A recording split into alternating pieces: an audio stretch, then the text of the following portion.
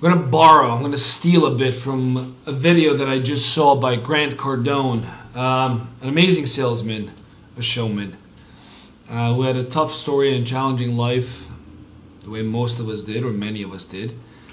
But he is absolutely where he belongs, what he's earned and deserved, and the sky is the limit for that man and his team. I wish him all the best. But that's not what I want to talk about right now.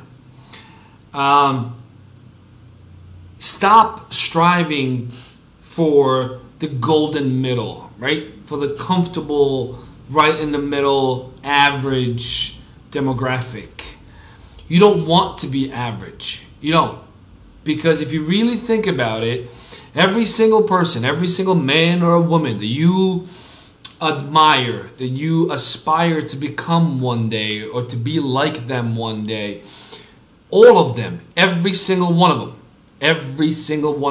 have been and still are way above average. Okay? Think about that. Average, mediocre, kind of right in the middle. Those people don't really accomplish great things. They don't change the world. They don't really go out of their ways to help others. They're just kind of average. They're floating. They're on this little, cruise or coasting method of operations where they're not challenging themselves. They're not going and aiming very high, aiming for that top 1%, top 2, 5, 7, even 10, top 10% of your industry, of your profession. Not average. What's average? You know what average means? That means that 50%, right? Whatever your sample or your range is, that means that at least 50% of people in that sample are better than you. How does average feel now? Think about that.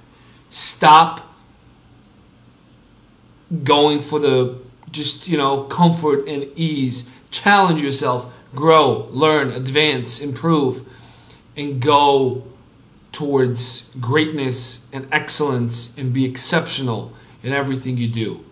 Don't be average.